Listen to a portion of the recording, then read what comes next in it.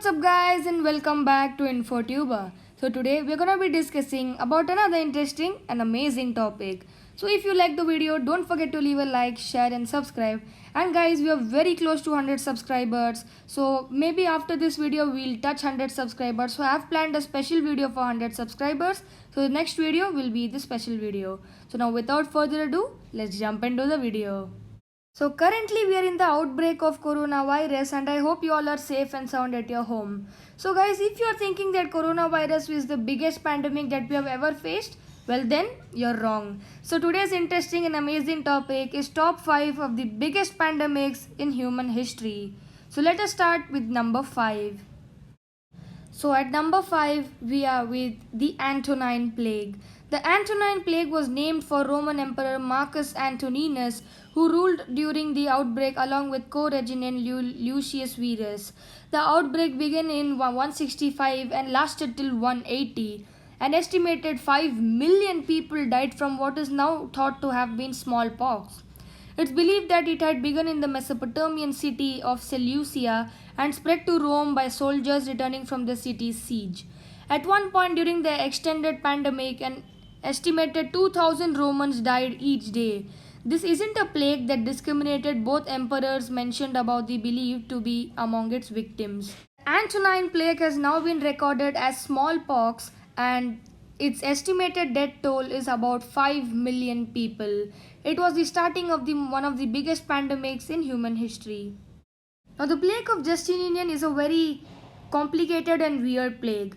In the year 541, rats on Egyptian grain boats brought a pestilence to the Eastern Roman Empire that would ultimately leave 25 million people dead.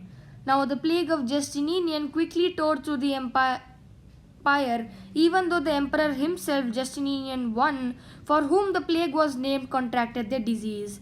While he lived, but many didn't, with modern scholars estimating that at one point as many as 5,000 people died per day. The empire's capital, by its end, about 40% of the city's population was dead.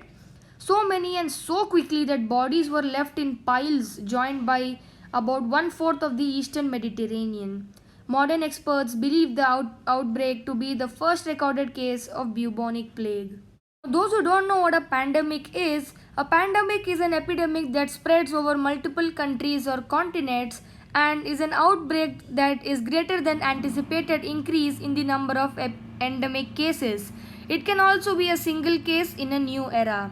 Coming on to the topic, on number 3 on the list is HIV/AIDS. Now HIV/AIDS is a pandemic in which we are still battling, and while medicine has made great strides making HIV in many ways a chronic condition that can be managed in many countries, the end of the pandemic still seems to be a long way away. Originating in Cameroon, first recognized as a disease in 1981, the earliest documented case is believed to be in 1959 in the Congo. As of 2011, at least 60 million people have been infected by AIDS and 25 million people have died. Today, its impact varies widely across the world while in 2008, an estimated 1.2 million Americans had HIV. Sub-Saharan Africa alone was home to 22.9 million cases with 1 in 5 adults infected. About 38 million people were believed to have HIV in 2018. One of the most recognized pandemics in history, yes, you heard it right, 1918 Spanish flu. Approximately 90 years before the 2009 swine flu pandemic killed more than 200,000 people, reports of an especially dangerous form of influenza began to appear around the world. Kansas was the site of the first US case in March 1918. Appearing in multiple countries around the world, the disease spread quickly, ushered along even faster due to the close living quarters of troops fighting in World War I.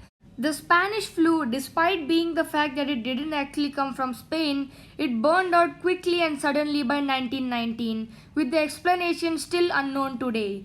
But it left the global population decimated, with a mortality rate as high as 1 in 5, an estimated 1/3 of the world population affected. As many as 50 million people are believed to have died. Approximately 25 million of those deaths came in first 25 weeks of the outbreak. Now wanna know how social distancing came? Yes, the Spanish flu yielded important lessons on social distancing, and it taught us that social distancing can be a key to stop the pandemic. Wanna know what the biggest pandemic and the most devastating pandemic in human history was? Well, then number one on the list is the Black Death. A plague so devastating that simply saying the plague will immediately put in front of your mind. In the middle of the 14th century, from 1347 to 1351. The Black Death remade the landscape of Europe and the world. In a time when the global population was estimated about 450 million, at least 75 million are believed to have perished throughout the pandemic, with some estimates as high as 200 million people have died. As much as half of the Europe may have died in a span of only 4 years. The plague's name comes from black skin spots on the sailors who traveled to the Silk Road and docked in a Silicon port, bringing with them from their Asian voyage the devastating disease now known to be bubonic plague. The Black Death was so devastating that when the estimated population of the world was 450 million, an estimated 200 million people died. So almost half of the world's population had been devastated by the worst pandemic in human history. So all the people who are seeing this video, please stay safe and strong during the COVID-19 pandemic. If we do not show the teamwork and the coordination among all the people, then this can also be a devastating pandemic. So please stay at your home and stay safe, and I'll be back with another video. Till that, keep watching my videos and like, share and subscribe this video. I'll meet you in the next video. Bye bye guys.